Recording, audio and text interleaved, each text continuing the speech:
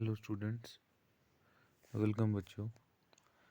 जैसा कि आप जानते हैं कि हम रिडॉक्स रिएक्शंस के बारे में पढ़ रहे थे और मैंने आपको बताया कि रिडॉक्स रिएक्शन जल्दी से बता देता हूँ कि ऐसी रिएक्शंस होती हैं कि जिनमें रिडक्शन भी होती है और ऑक्सीडेशन भी होती है।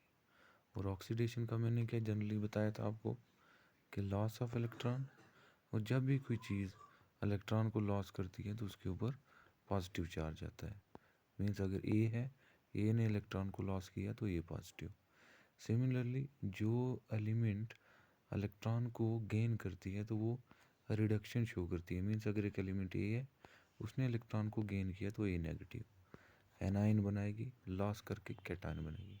ये जो ऊपर चार्ज होता है, ये मैंने बताया आपको, जितने इलेक्ट्रॉन लूज या गेन करेगी उतने ही ऊपर शो होते हैं। तो इस रिडॉक्स रिएक्शन को प्रैक्टिकली इम्प्लीमेंट करके एक सेल के बारे में हम डिस्कस करेंगे। जैसे कि गलवानिक सेल है, कि एक सेल जो होता है, बेसिकली आपने मान लो आपकी वॉच के अंदर या आपके कोई भी इंस्ट्रूमेंट है उसके अंदर जो सेल होता है, वो सेल क्या करता है, उसके अंदर बेसिकली क्या होता है। तो अगर देखो, एक गैल्वानिक सेल जो होता है या वोल्टिक सेल जिसके बारे में आपने पढ़ा है कि वो क्या करता है। एक गैल्वानिक सेल जो है वो, उसके अंदर कुछ केमिकल रिएक्शंस होती हैं और वो केमिकल रिएक्शंस फिर इलेक्ट्रिकल एनर्जी में कन्वर्ट होती हैं। तो कहने का क्या मतलब है कि एक सेल जो होता है उसके अंदर जब केमिकल रिएक्शंस होती हैं तो it means chemical energy produce होती है। वो केमिकल एनर्जी फिर इलेक्ट्रिकल एनर्जी में प्रोड्यूस कन्वर्ट होती है और वो इलेक्ट्रिकल एनर्जी हमारे सिस्टम को चलाती है और हमारा सिस्टम ऑपरेट करता है। तो अब ये होता कैसे है, गैल्वानिक सेल के अंदर या वोल्टिक सेल के अंदर केमिकल रिएक्शन के थ्रू जो केमिकल एनर्जी प्रोड्यूस होती है वो इलेक्ट्रिकल एनर्जी में कन्वर्ट होती है। लेकिन ये केमिकल एनर्जी कैसे प्रोड्यूस होती है उसके बारे में हम पढ़ेंगे। तो बेसिकली जो एक सेल होता है, मैंने क्या बताया कि केमिकल एनर्जी इलेक्ट्रिकल एनर्जी में कन्वर्ट होती है। तो ये इस प्रिंसिपल पर बेस है कि उस सेल के अंदर रिडॉक्स रिएक्शंस होती हैं। तो अब वो रिडॉक्स रिएक्शन कैसे होती हैं उनके बारे में हम डिस्कस करेंगे। देखो, इस चीज़ को समझने के लिए यहाँ क्या लिखा हुआ है कि गैल्वानिक सेल और voltaic cell is a simple electrochemical cell in which a redox reaction is used to convert chemical energy into electrical energy. It means electricity can be generated with the help of redox reaction। के एक cell के अंदर redox reaction होती है, उस redox reaction से electricity produce होती है जिसे हम इलेक्ट्रिकल एनर्जी कहते हैं। In which oxidation and reduction takes place in two separate compartments. Each compartment consists of a metal conductor and dipped in suitable electrolyte solution of same metal. Metal rod acts as electrode।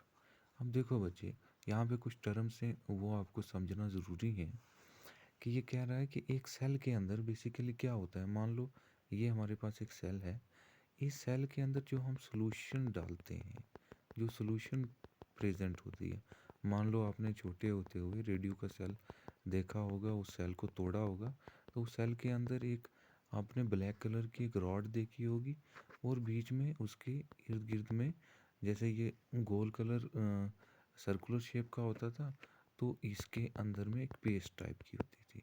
तो ये जो rod होती थी, इस rod को हम electrode कहते हैं, ध्यान रखना है, इसको हम इलेक्ट्रोड कहते हैं। और जिस सॉल्यूशन के अंदर ये डिप्ट होता है उसके उसको हम इलेक्ट्रोलाइट कहते हैं। तो इलेक्ट्रोलाइट क्या है, एक ऐसी सॉल्यूशन है जो कि कैटाइंस और एनाइंस की फॉर्म में होती है, याद रखना है। एक इलेक्ट्रोलाइट एक ऐसी सॉल्यूशन होती है जिसके अंदर कैटाइंस एंड एनाइंस प्रेजेंट होते हैं, और इलेक्ट्रोड क्या होता है, एक ऐसी मेटल रॉड होती है जो कि इस इलेक्ट्रोलिटिक सॉल्यूशन के अंदर डिप्ट होती है।